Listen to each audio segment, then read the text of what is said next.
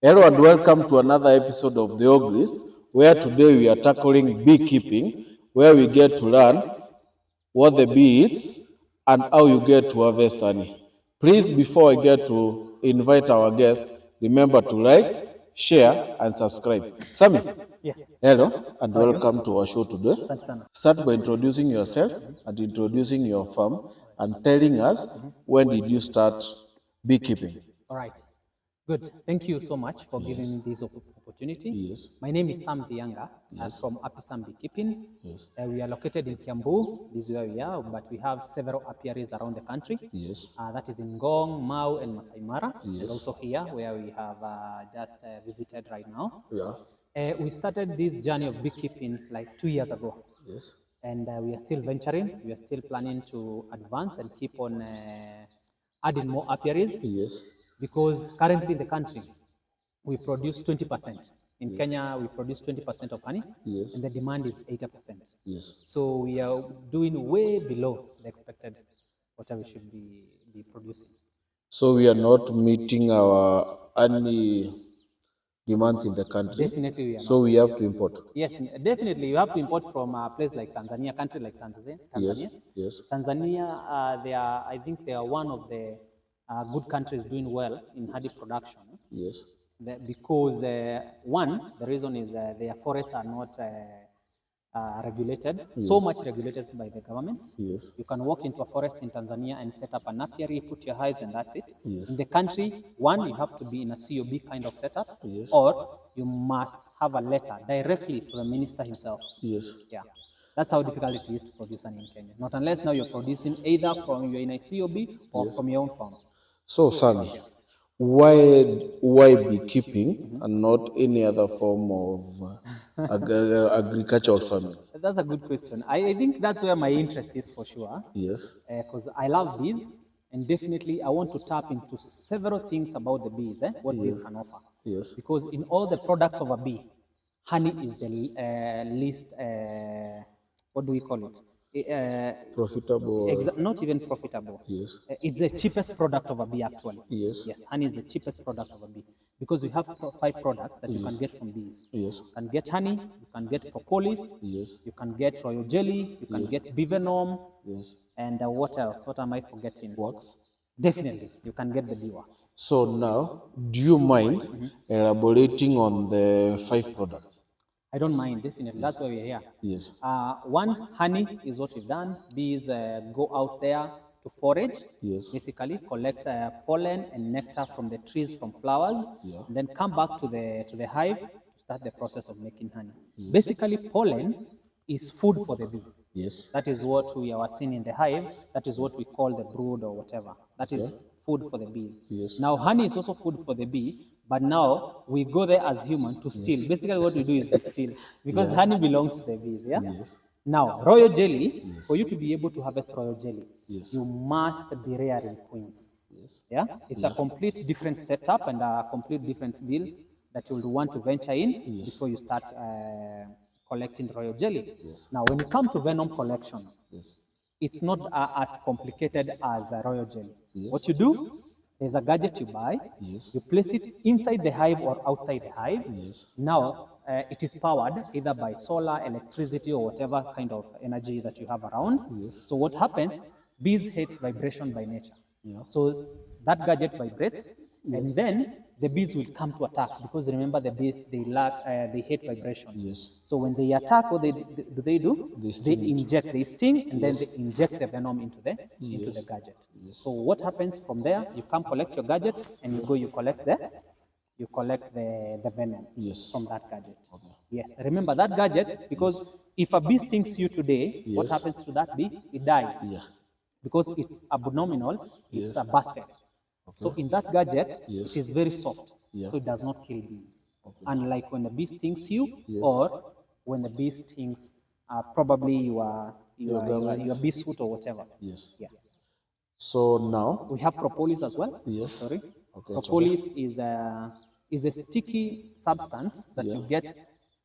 The black stick one. Exactly, the black sticky substance Yes. that you get in the hive. So what happens? You collect that propolis, and then you you process, you can either get a propolis tincture out of it, or you can get a propolis suspension. Suspension is when that propolis itself, it's added honey, some honey to make it sweet. Basically, it's recommended for the kids, but propolis tincture, it is pure raw, a bit sour, bitter kidogo ni kali. So not very nice or very good with kids, but definitely adults, it's a good thing. Okay. Yeah. So now you have talked about the royal jelly. What is it used for? Royal jelly, it's basically it's for consumption. Yes. Yes, it's have a very high value when you take it, either for the kids or adults or whatever. Medicinal, it's highly medicinal actually. Every product of a bee is highly medicinal. So there is market for all the 5 byproducts. Yes, there are market for all the products, including pollen. I've not actually talked about pollen. So what happens to the pollen? You get a pollen collector. Yes. You place it at the entrance. These are the entrance of a bee. Yeah? Yes. You place it at the entrance down here. Yes. So what happens when you place the pollen collector? When a bee comes out from collecting the pollen, whenever it is going through that pollen collector, it is scrapped off. Falls down to the pollen collector or the pollen trap. Okay. Now what you do, you come, you take your pollen trap, pour it to wherever you want to package it and start distributing. When you walk into a supermarkets today, actually nowadays, you can easily get pollen. What is pollen used for? Consumption, high in proteins. Okay. Yes. Now to the wax. Or beeswax. Yes. Now beeswax is basically that form, that is what we call the wax. Yes. After cutting, now you collect wax well from the hives, the Kenya Toba hive or these box hive, from the box hive. Because basically what you do, you cut the wax itself. Yes. Now when you come, you wash it first to remove all the impurities that are inside there. You wash and then you heat that wax. You double heat it, right? When you heat it with water, wax cannot mix with water. So what happens, you leave it to settle after heating it. So it is going to separate itself.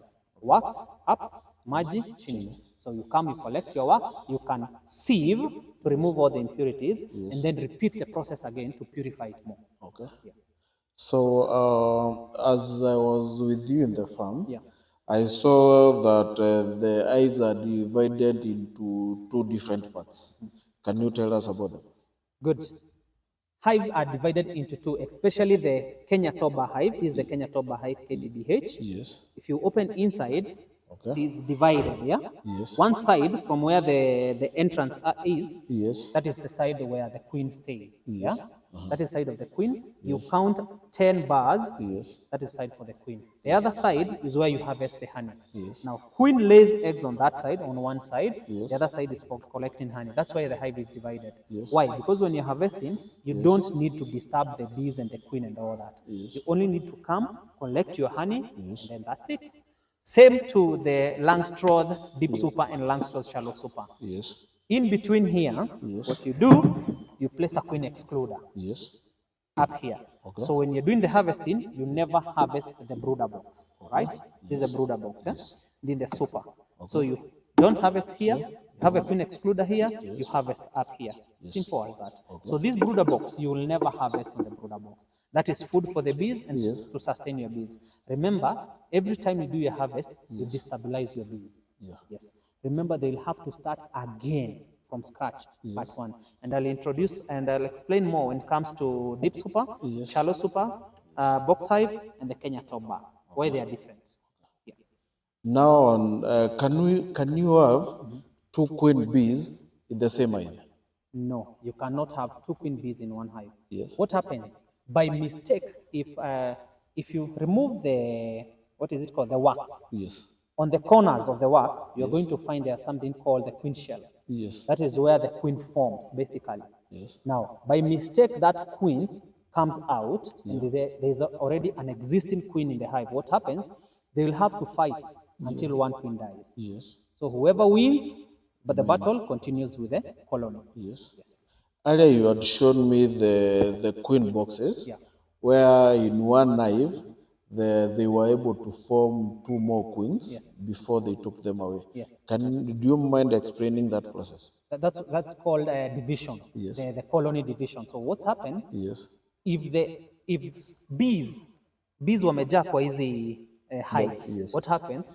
By time, naturally themselves, they know it is too full and we cannot fit here anymore. We'll need to look for a new home. So what they do? They divide. So what they do? They start rearing another queen as they look around where there is a hive or somewhere they can go live. All right? So after they find a new home, what happens if this queen is of age? They come, they prepare the queen, they get the queen out, and immediately they vacate, they divide. So a part of those bees remains in that hive, and part of the bees goes to the other hive. So and now, it has to be immediately. Immediately? Yes, otherwise they are going to fight. Okay. So now, if a queen dies, what happens? Does the hive go empty, or what happens? So that's a good question. Yes. So basically what happens if a queen dies in the hive, or assuming you are harvesting, and then you kill the queen by mistake. So what happens, in that same hives, there is brood, there is honey, and there are eggs. Right?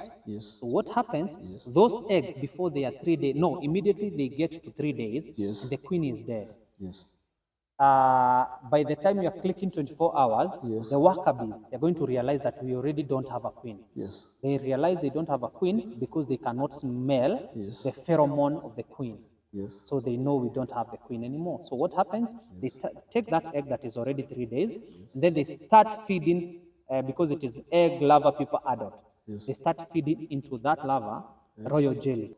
How long does it take from starting feeding the larvae the royal jelly to it becoming an egg-laying queen? Good. Basically, it takes about 21 days.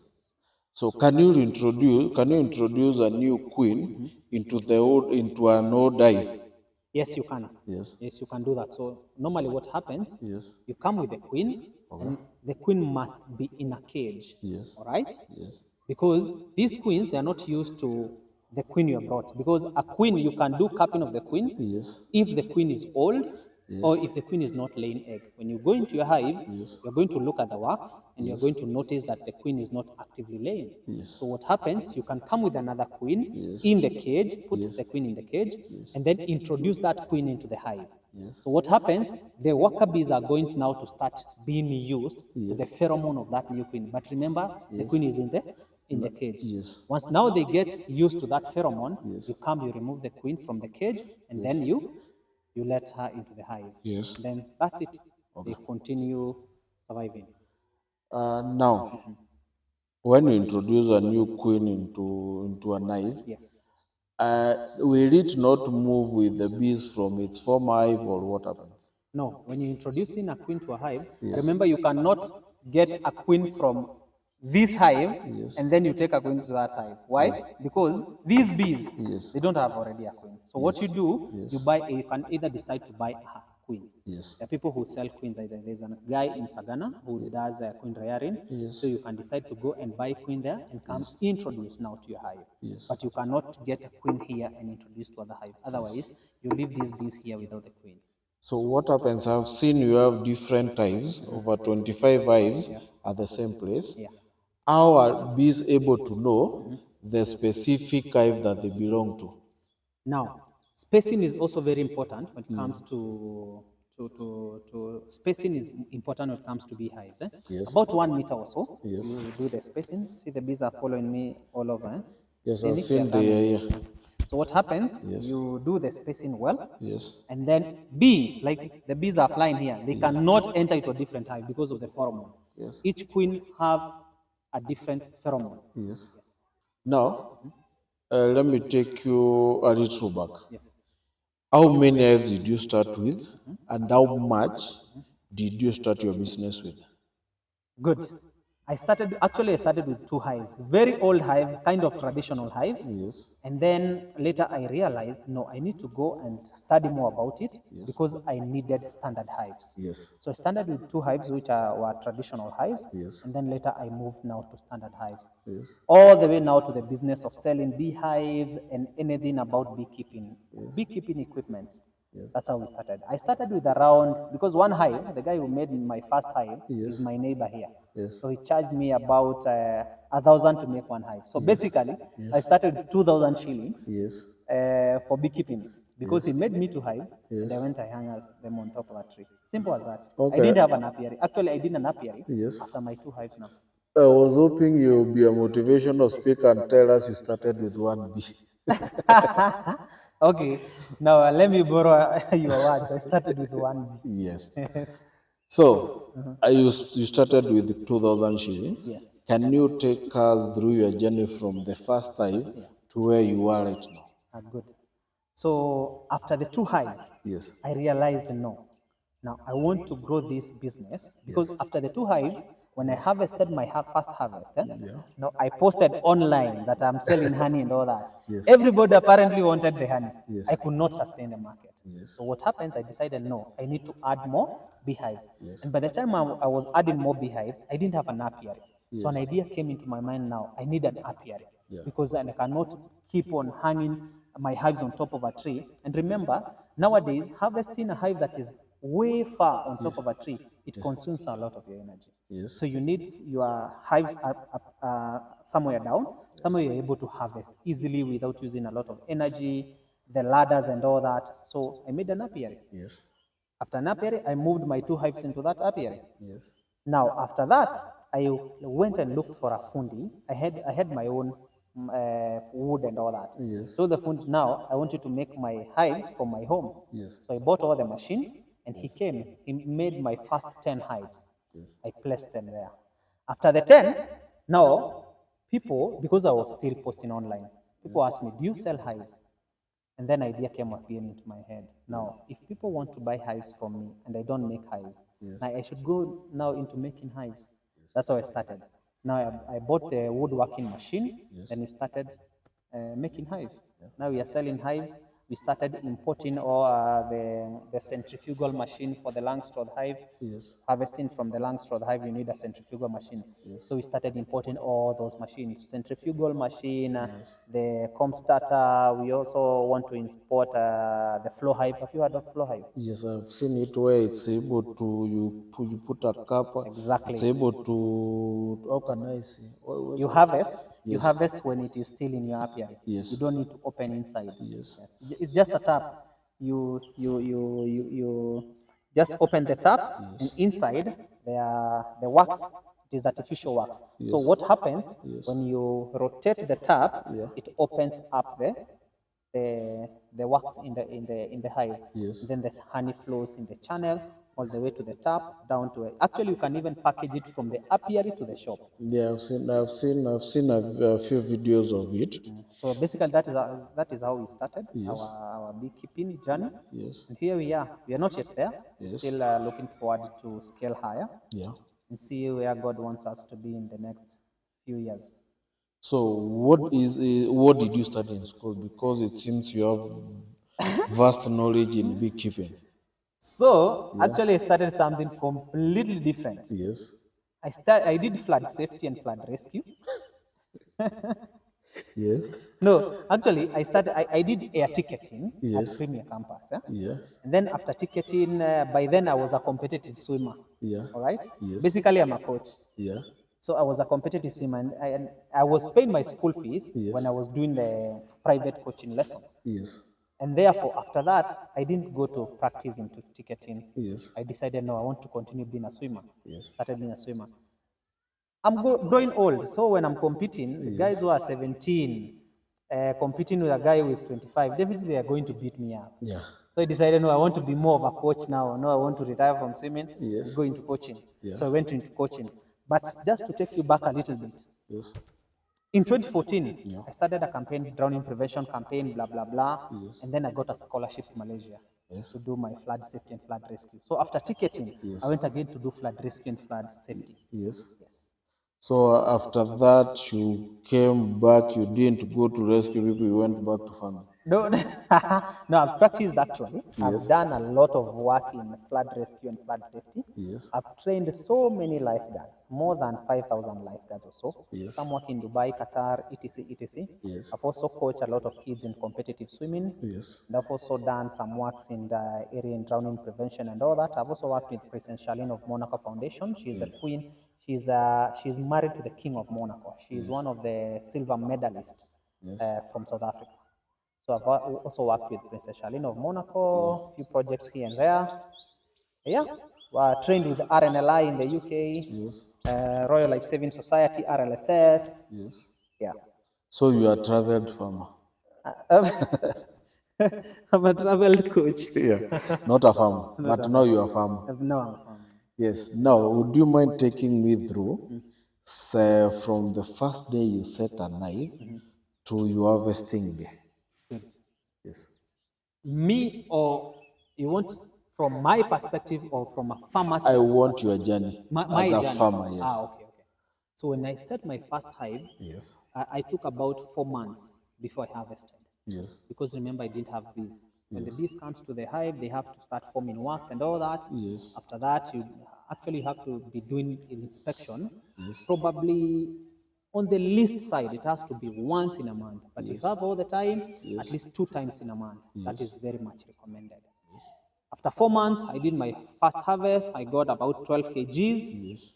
And then I decided now I want to manage my apiary well so that I can get more yields. Yeah. So by the time I was doing my second harvest, I harvested about 23 kgs. Yes. And the least we have gotten in terms of harvest actually is from Langstroth Shallow Super, and we've gotten about 8 kgs from Langstroth Shallow Super. Yes. Can you guide me? What challenges have you faced so far in this industry, and what are the opportunities that you're looking forward to? Now, the challenges we have faced in this industry, Yes. one, it is pests and diseases. Yes. There's something called wax moth. Yeah. Wax moth is the biggest enemy of the bees. It can take down your entire apiary, trust you me. Yes. So it also has stages of layer, egg, larva, pupa, adult. Yes. Now, for you to be able to control that wax moth, what happens? You have to maintain very strong colonies. Yes. Once you have very strong colonies, wax moth will never affect you. Yes. But before that, wax moth will be, as soon as the bees comes into the hive and you don't do the inspection, they are going to be there. Yes. Destroying all of your bees. And remember, if a wax moth gets into a hive, what happens with the bees? They abscond. Yes. So, about the opportunity. We are actually, our biggest goal going into the future, definitely is the honey production, because I told you, as a country, we produce about 20%. The demand is 80%. One, we are looking forward to produce more honey because we are not even meeting the demand. Like you are telling me you wanted about 2 kgs. Yes. We already don't have because it's already sold. Yeah. Yes. But now going to the future, we want to be massive on production, honey production. Yes. But again, we want to tap onto royal jelly and bee venom. Yes. So now, after you get your honey comes from the hive, you have to process them to process it into honey. Yes. Where do you process it? And can you guide us on the processing? Yeah. So we process our honey, the honey we get from here, we process from along Kiambu Road, we have a shop. Yes. But you're looking forward to expand just behind this house, Yes. so that you're able to make our honey processing plant there. Yes. It's much easier. This is Kiambu. So Kiambu and Nairobi CBD is basically almost its environs. So basically we are looking forward to expand here. But currently, we are doing our processing along Kiambu Road bypass. That's where we do our processing. Yes. Basically processing, once you harvest your honey, I showed you in the hive that honey is capped with a white capping. Yes. So what happens? You remove the white capping, and then actually you let the honey flow. Yes. Most of the people confuse processing the honey by sieving and squeezing. Yes. That should not be the case. Yes. And cap your honey, leave it to flow in itself. Yes. Now tomorrow morning, yote itakuwa imeflow into your bucket. Now what you can do from there, you can squeeze now the remaining. But you don't squeeze from the word go, no. You uncap, you leave it there. Now that is for the Kenya Toba hive KTBH and for the box hive. For the Langstroth, you need to have a centrifugal machine for you to be able to harvest. Yes. So now, on after harvesting, where do you sell your honey, and how much do you sell it for? Good. After harvesting, we have clients who come to collect the honey either from our shop, or we are in the mini markets. We are still venturing to get into the supermarkets because it's like a process. Yeah. Yes. You need to go through that process for you to be able to place your products into the shelves. Yes. So honey, we sell our honey 1 kg at 1,000 shillings. half kg at 500 shillings. Yes. Now, let me ask you, what myths do people have about bees, and what the most exciting encounter have you had with bees since you started farming? The most exciting encounter I've had with bees Yes. ni kudungwa. They once acted on me, my friend. Yes. I'll never forget on that. Yeah. There were some bees who, they had built somewhere around the center, just here where you came in from. It's called Ngemo. Yes. So they were inside a taya, gari. Yes. So you were called and told, come remove these bees. I was not having a lot of experience in beekeeping by then. Yes. So tukaamua ni aje, wewe tunaenda bila moshi. We, tuliguza hiyo taya hivi. Tulitoka kijiko mbio mbaya. Mbio mbaya ile kitu tuliona hiyo siku.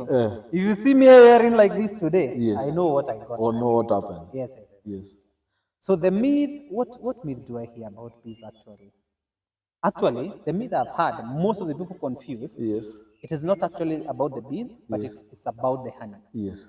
People think crystallized honey is bad honey. Actually, wasemanga ni skaringuru. Yes. Yes. Crystallized honey is not bad honey. Yes. What happens, honey crystallizes by nature. Yes.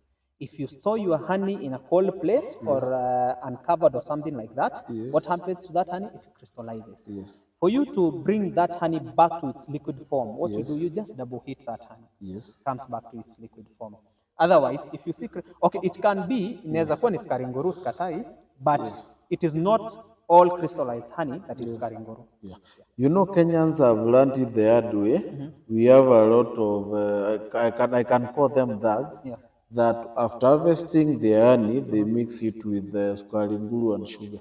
No, okay, maybe there are some people who do that, but for sure I've not seen farmer do that. There's no way you're going to set an apiary, probably an apiary that costs you 300,000, 200,000, for you to come harvest about 100 kgs and then cook bananas and sugar and mix for the farmers. I don't think there's someone with good head. Okay, there are people, because I had a case in Buruburu the other day, but you see those guys, they do not harvest honey, they do not have an apiary. What they do, they just cook something in their house, they start packaging. Yes. But you cannot have an apiary and you are cooking honey. Actually, for myself, I don't even know how to make that concoction. Yeah, I know it. People make it, but for me, I've never made it, and I don't want to know how it is made. As I was live on TikTok, hope you saw that. Someone asked how they can be able to, if you can deliver honey to where they are, and how do they get to know if it's pure honey? Good. One, yes, we do delivery. We do delivery countrywide actually, but at a cost to the client. But if you're in town CBD, we have a pickup location in town CBD along Ronald Street. You can DM us later at Apisam Beekeeping. We're going to give you the direction. And what was the question? How do people get to know whether it is pure honey? Yes. Now, there are several tests you can do actually to know whether the honey is pure. One, you can scoop the honey after you buy it, lift it up with a spoon. That honey should be able to drop from the spoon all the way down back to the jar without cutting in between. If that honey starts cutting in between, the moisture content is too high. It might be adulterated honey. Yes, that is number one. Number two, for you to be able to know whether your honey has high moisture content, you can take a tissue, fold the tissue into two, place your honey there, and then bend it again. If it starts immediately to leak from the tissue, the water content and the moisture content is too high for that. In the supermarket, because people will ask, how will I know honey is original or good in the supermarket before I buy? So what you do, you take the jar. I wish I had my honey here. Then you tilt it. So what happens, hapa katikati, that honey should drop until the last drop. It should not cut in between. That's why you see, honey, asali haijazangwi. Yes. Na ukipata mtu anajaza asali, hawezi kusema ni mkora. Would you mind telling us about your beehives, how much you sell them, and how can I get them to my farm? Can you set up an apiary for beginner farmer? Good. Now we have different types of hives. This is the Kenya Toba hive, as you can see, well made and neat. Our cover uses the aluminium sheet. It is called the Kenya Toba hive because it was designed here in Kenya. And basically it uses the top bars. This is how the top bars looks like. That's why it's called the Kenya top bar hive. Basically, it uses around 26 bars. So it is divided into two. One side is for the queen. From this side where the holes are, you can see here, this is the entrance. Then from that side, now we have up to around the 11th frame. That is where the queen excluder is.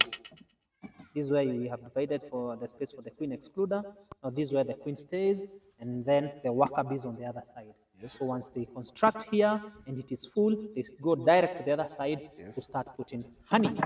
Now this type of hive, Kenya top bar hive, we sell it at 4,500 Kenya shillings. Yes. And how many kgs of honey can I get from it? That's a good one.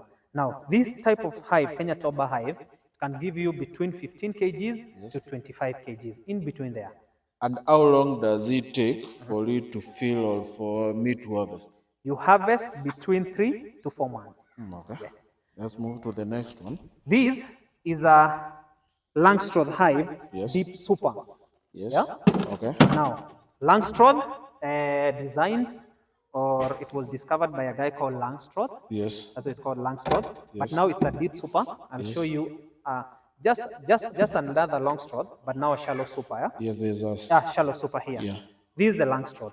Yes. It uses, now this one, the Kenya top bar uses the top bars. Yes. Now the Langstroth uses the, this here is a starter comb. Basically this is work, Yes. but comb foundation. Yes. To be able to give bees a foundation to start coming all the way down. Okay. The 2 wires you see here, these are just to reinstate the wax, Yes. especially when it comes to harvesting, because this one you put in a centrifugal machine is rotated. Okay. So remember, if you don't have the 2 wires to reinstate, what happens to that wax? It breaks.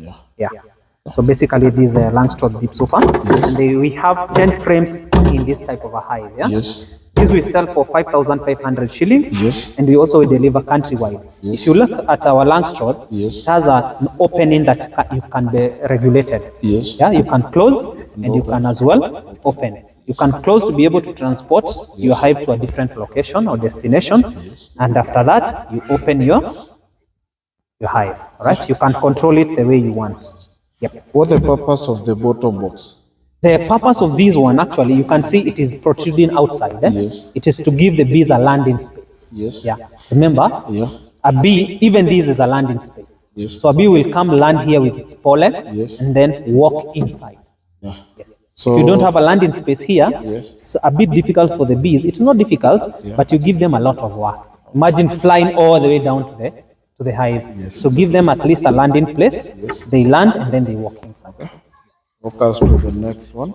The other type here, this is a Langstroth as well. Okay. No, these are, this is Langstroth, shallow super. Yes. Shallow, why? Because if you look this one, this is a shallow, Yes. the short one of this. This is a big one. That's why it's called a deep super.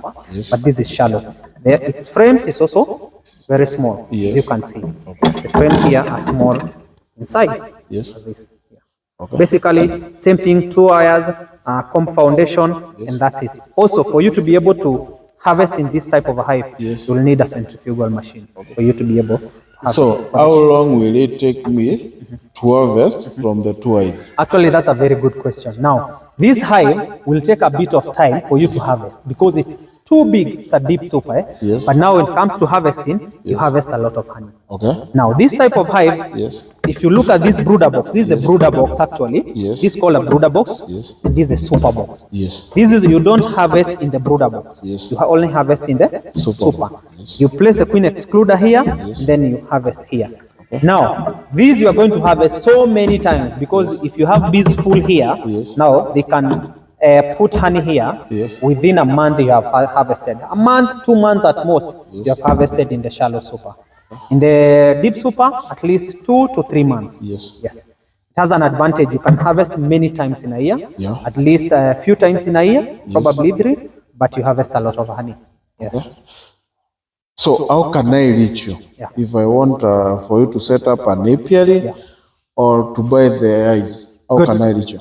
Now, actually, I didn't say this hive we sell at 5,000, the shallow super. Yes. You can reach us on 0734 Yes. 463 442. We are on all social media pages at Happy Sam Beekeeping. That is on Instagram, Facebook, and TikTok. Okay. Happy Sam Beekeeping. Thank you. Now the last hive here, but not the least definitely. Yes. This is okay. This is also Langstroth. Yes. Shallow super. Yes. And I think I'm looking for the. I'm looking for the box hive. Yes. I think it is here.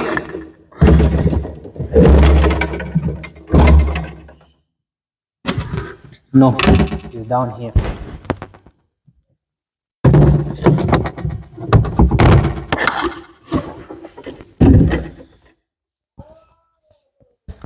No, this is a box hive. Yes. This is a box hive. Okay. It basically uses the top bars just like the Kenya top bar. Yes. But it replicates the Langstroth. Yes. It's box in shape. Yes. But now it uses the top bars. Yes. This is a modification we have done. Yes. Yeah, because there are people who will say, no, I don't want a Langstroth. Yes. I mean a Kenya top bar hive. Yes. But I want a hive that is in box in shape, Yes. but uses the top bars. Yes. So basically that's it. But now if you sit down here, inside here, it's also all these hive, the box hive, Yes. they uses 10 frames, 10 Yes. frames inside. Okay. But now, Yes. if you look at the brooder box down here, Yeah. there's a space here. Okay. This space is to allow the bees to come up. Yes. Remember, in this hive, Yes. there are spaces in between. The bees can come up. Yes. But on this one, you need to leave a space. Okay. One space on one side here, Yes. so that the bees can come up Yes. to the super box here. And now the super, you have to fill your super with all the frames. So when you're harvesting, Yes. for the Kenya top bar, Yes. you just cut the wax into the bucket, Okay. basically. So how much is it? This one we sell for 5,000 shillings. Yes. It goes for 5,000 Kenya shillings. Okay. So the processing is easier than the other one. Definitely, when you're starting as a beekeeper, Yes. if you don't have all the money, because if you get the Langstroth, Yes. you must be ready to buy a centrifugal machine. Yes. If you don't have that budget, Yes. it's good you take the box hive or the Kenya top bar hive, because processing, harvesting, and all that, it's easy. Basically, you cut the wax with a knife. That's it. What do you think about your future? My future, I don't want to think about my future, but I know Yes. that my future is bright. Yes. Bright ahead. Yes. Definitely building a multi-million brand of Happy Sam Beekeeping. Yes. Definitely, we want to encourage and coach and teach farmers Yes. to get into beekeeping, because actually many people, the myth actually, you had asked me about the myth, I did not answer that. Yes. Most of the people think that for you to be able to practice beekeeping, you need big parcel of land. Yes. That is not the case. Yes. Beekeeping you can do with very small piece of land actually. Yes. Or even with one tree or so. You can hang your 3-4 hives on top of a tree, Yes. and you are good to start beekeeping. Yes. Yes, so the future is bright definitely at Happy Sam Beekeeping. Yes. We want to encourage farmers to get into beekeeping. And remember, you cannot survive, I cannot survive Yes. without the bees. Yes. Bees do most of the work for us. They do the heavy lifting, Yes. pollination. Without pollination process, Yes. we can never have food. That's true. Yes. Sammy, allow me to say thank you very much. Thank you so much. For allowing us to visit you Asante today, sana, yeah. and you have learned so much from you. Thank you so much for giving us this opportunity. It's okay. Hope you have learned so much from Sam on all the 5 byproducts of beekeeping. You have also learned that bees are not there to attack you, and we no longer rear, how do we call it, wild bees or attack bees. So please, as I sign out, remember to like, share, and subscribe. Have a good day.